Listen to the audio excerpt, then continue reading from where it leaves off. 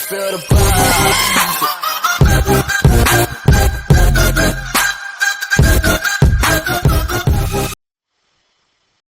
What's up, guys? This is Mr. Gaines with another Algebra 2 instructional lesson as we start Unit 6, which is taking a look at the radical or root function. With RF.1, this first section, we are going to focus primarily on radical expressions, which will bring in a little bit of review content from Algebra 1, and then we're going to expand on that Algebra 1 knowledge into our true Algebra 2 focus. The first thing that we're going to take a look at is simplifying radical expressions. And we've done this already throughout the year as we've simplified square roots in the course of other problems.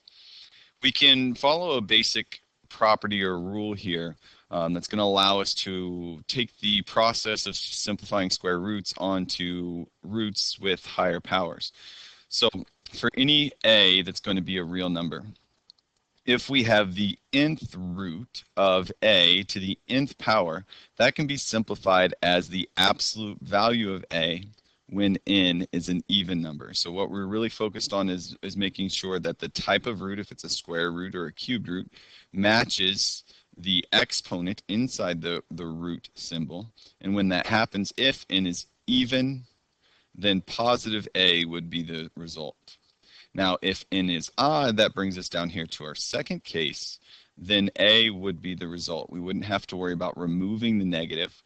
We've talked about examples this year where maybe we've had the square root of a negative 12, and we've taken a look at that and known that this had to be an imaginary number because you cannot have the square root of negative number.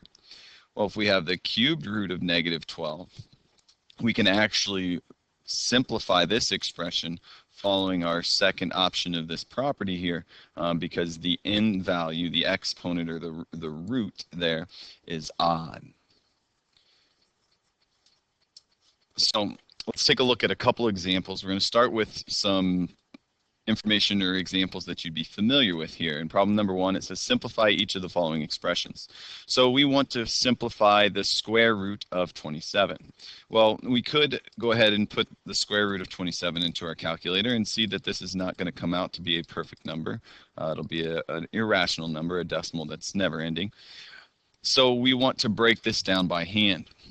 And we've done this before, looking for numbers that go into or factors of 27 that you can take the square root of.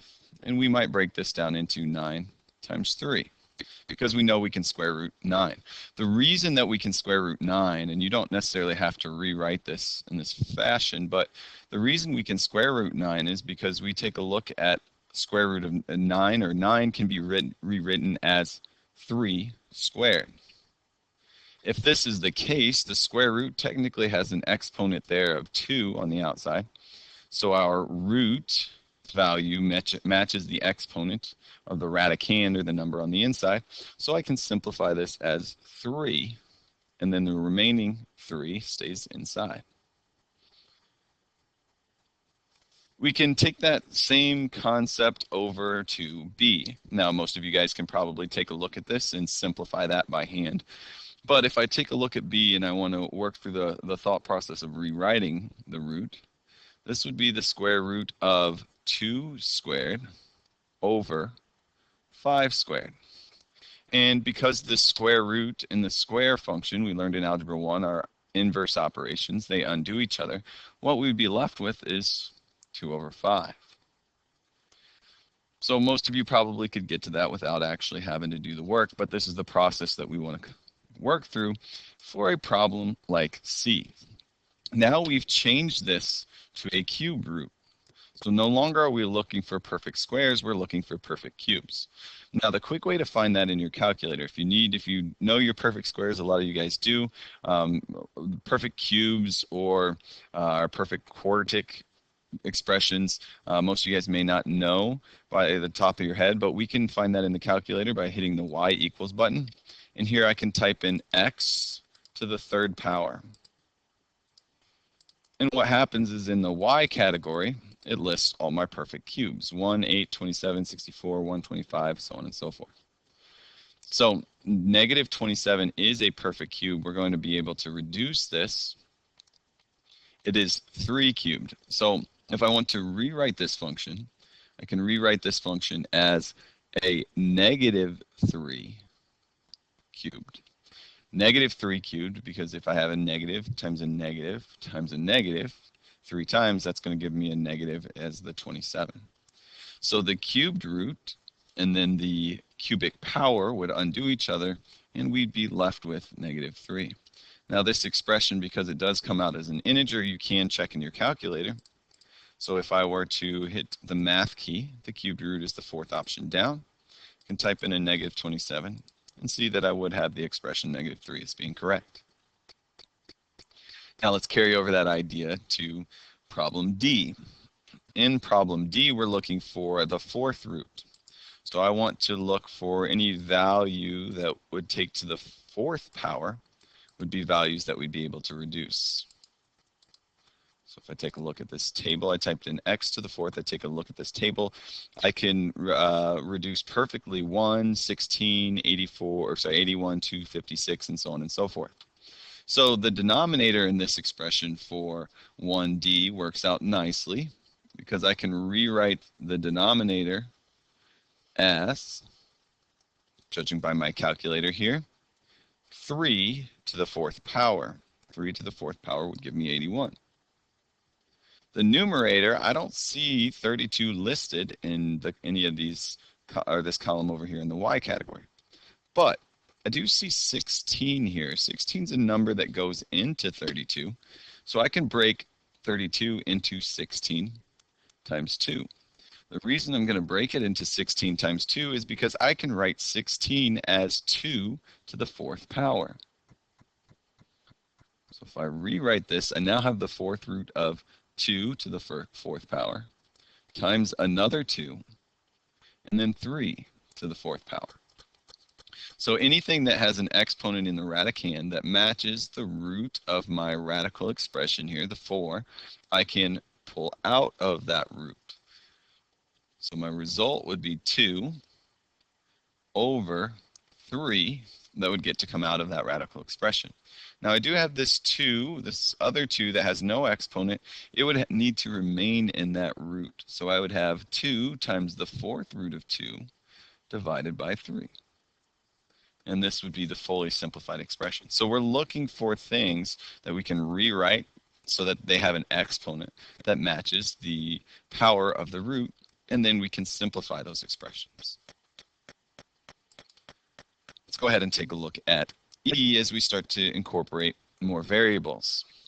The concept kind of remains the same here. So E we may be able to do, it's a square root, so we may be able to do this without a lot of work, but I'm going to go ahead and show the thought process. I'm going to break 16 down. We're looking for a square root, so a number that can be squared to give us to 16. We know that 4 squared is 16. I'm leaving a squared and b as they are.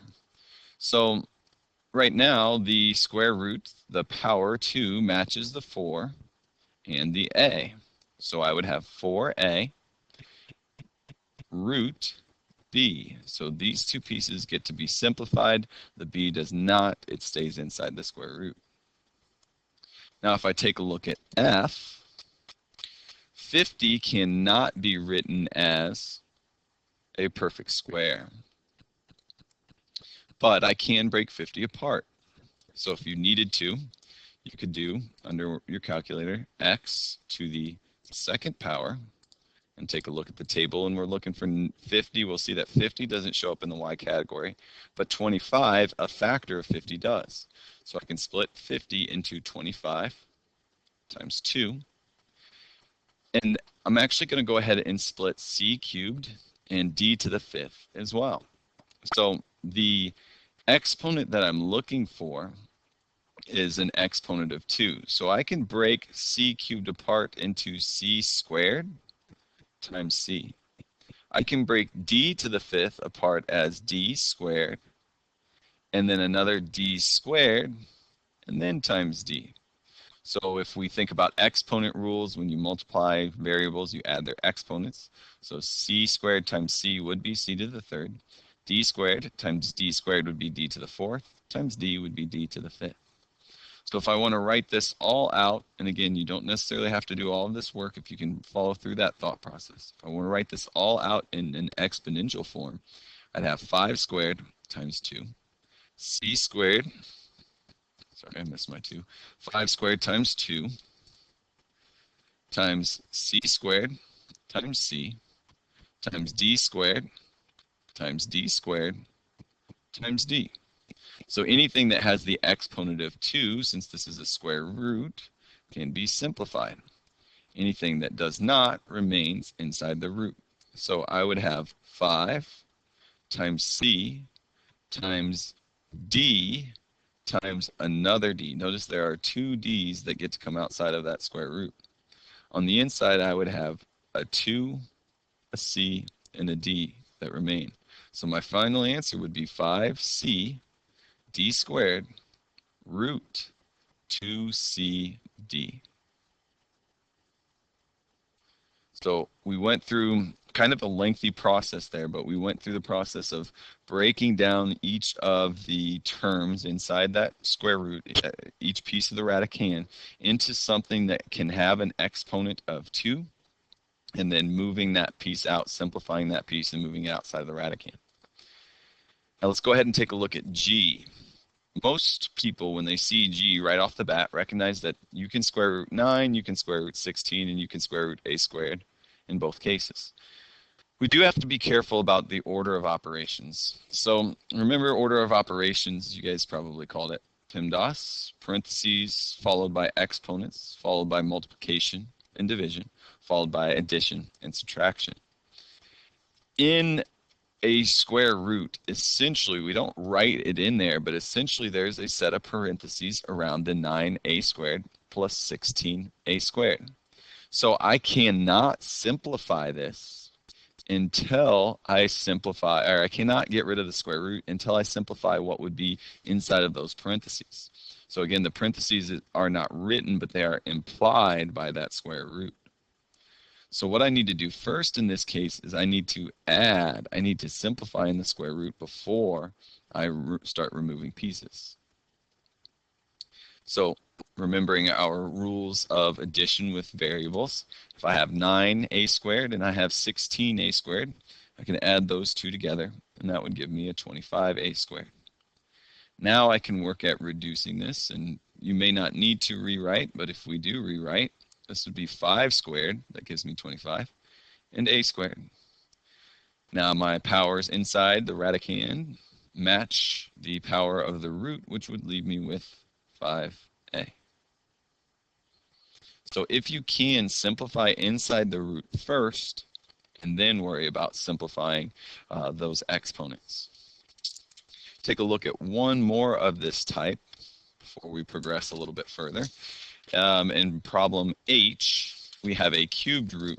So we're looking for numbers that, again, can be cubed or are perfect cubes. So if you don't remember those, again, we can go to the calculator, hit y equals, type in x cubed, and then take a look at the table. Everything in the y category is a perfect cube. So if I'm looking to simplify, I do not see 16 on this list.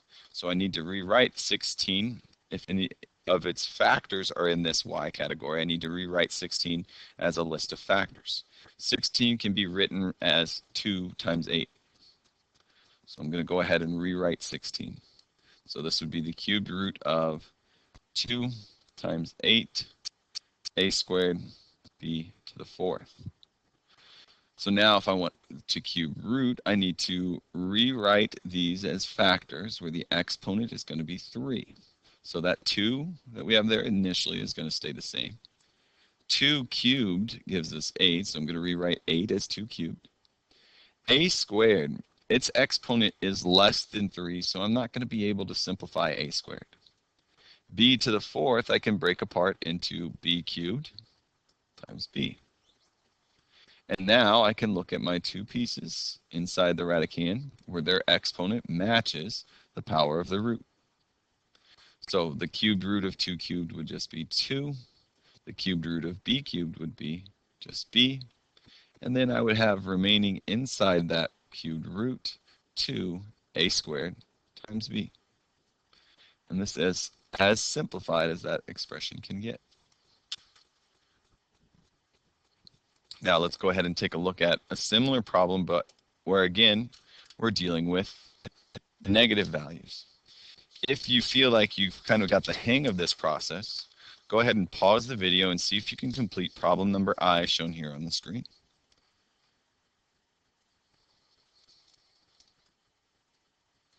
Hopefully you guys got a chance to work on problem number I. Let's go ahead and go through the answer here. So we're looking for a cubed root, so I need perfect cubes. I have those already shown here in my calculator. 27 is a perfect cube. It is 3 cubed. So I can rewrite this as a negative 3 cubed. And then A, I'm going to break apart into A cubed times A. And then I'm going to have B. Now again, I have 2 pieces of my radicand here, 2 factors of my radicand, where the exponent matches the power of the root, which is 3. So I can simplify those as negative 3a.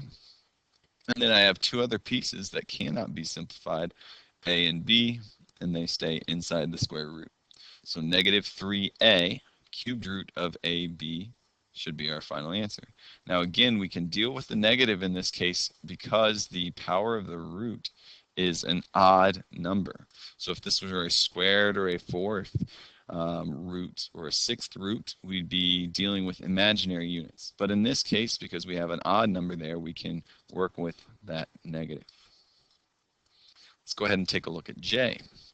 J is a little bit different. You may take a look at J and realize that there's an addition there.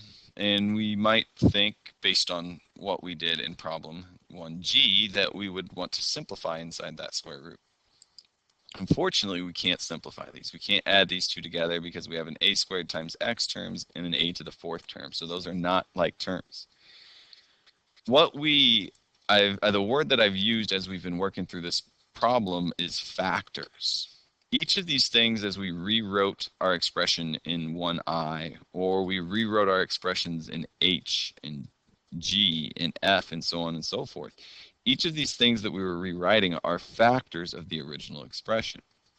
You can simplify factors and only factors. So if we look at J, we cannot simplify by adding, but we can rewrite this expression by factoring. So you may notice that both of those terms inside the root have a GCF of a squared. So now I can take out a squared, and I would be left with a squared times x plus a squared. And I may notice that this initial a squared has the requirement to be simplified. It has a 2 as its exponent. So this would be a root x plus a squared, and that would actually be our final answer. Now, again, notice that, yes, this piece does have a square. That a does have a squared there, but as you can see in the step above, that a squared must be added to x first before it is simplified. And so we cannot add that a squared to the x, so it cannot be simplified any further. So we can simplify using radical expressions factors, where some of the factors may meet the requirements by having the right exponent to be simplified and others may not. Let's look at k. If I look at k, and I might think that, notice here that there's nothing I can do to simplify, so I might work at factoring what's inside that expression. So most of us may notice that this is a quadratic trinomial, which we can break down into 2 sets of parentheses. The first term in each would be x and x. We'd notice that the signs need to be negative and negative because they have to multiply to give us a positive 25, and then through distribution add to give us negative 10. Factors of 25 that would work here, you only have 1 and 25, or 5 and 5. 5 and 5 would work, as this would give us negative 5x and negative 5x, which adds together to give you negative 10x. So we can initially factor this, and then we can go a step further and rewrite this. X minus 5 times x minus 5 can be rewritten as x minus 5 squared. Then the square and the square root undo each other, their inverse operations, and that would leave us with just x minus 5. So though originally we look at k and you might think, okay, because there's addition and subtraction there, I can't simplify anything. If you factor first, you'll notice that now we meet the requirements because x minus 5 has an exponent of 2, and then we can simplify. Let's take a look at a couple more. In L, we have a much higher power. So this is a fifth root of an expression. So I'm going to go ahead and on the calculator, I'm going to find my options that we could simplify as fifth roots or rewrite to the fifth power. If I look at the table there, anything that's in the y list can be rewritten to the fifth power, and we notice that 243 is there. Now, also notice that this is a negative 243. Because the root is odd, I can work with that negative number. So this would become the fifth root of 243 is 3 to the fifth power. So this would be the fifth root of negative 3 to the fifth power. Then I can rewrite a to the sixth as a to the fifth times a. Again, a to the fifth times a so that the power matches the requirement of the root. And now b, I'm going to do something a little bit different with b. I'm going to rewrite b as b to the 10th times b squared. And that can actually be simplified. I'm going to come back to that, and here I'm underlining all the pieces that meet the requirements to be simplified. So outside of the fifth root, I would have a negative 3, I would have an a, and then I would have a b squared. So the reason that I rewrote this as b to the 10th power is because b to the 10th, 10 is double 5. So you could break this down and rewrite it as b to the 5th and b to the 5th, which would be simplified, and then you'd have b times b on the outside to give you b squared. Or we can take a look at, because b to the 10th is double of 5, as you simplify, it's just going to be b squared. So if you want to break that down completely, you can, but we can also look for multiples of that, the power of that root. The remaining pieces we have here would stay inside the fifth root, so that would be a and b squared. We have one more problem left. M. Let's see if you've got the hang of this. Let's see if you can pause the video and complete M.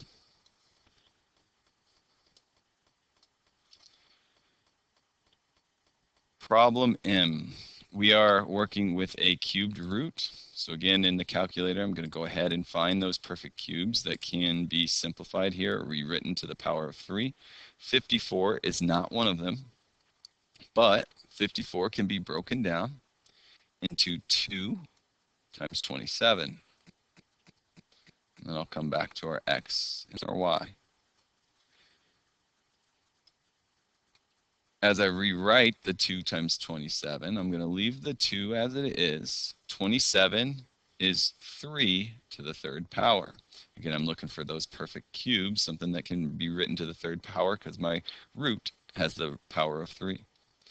X to the 7th power can be rewritten as x to the 6th times x, and then y to the third power I'm going to leave.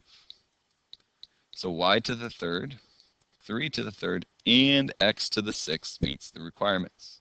So on the outside, I already have a 2. I'm going to bring out a 3, so I'm going to take that times the 2 that's already there. So again, these are all factors, so eventually everything's being multiplied to each other. So if I have a 2 outside the root, I bring a 3 outside the root, I multiply those together to give me 6. The cubed root of x to the 6th, x to the 6th, this exponent is double what the root is expecting or requiring, so I'm going to have x squared on the outside. Then y cubed, that power matches what we need for the root, so I'm just going to have a y. And then remaining, I have cubed root of 2 and then x. And this would be our final answer. So this is a pretty good place for us to stop for right now, as we've gone through most of the different types of scenarios you see in simplifying radical expressions. The goal, again, is to take the radicand, the number inside the root, and rewrite it as a product of factors where we can match up their exponents to the power of the root. When we come to class tomorrow, we'll go over questions and have the opportunity to do some more practice. As always, thank you guys for tuning in, and I'll see you soon.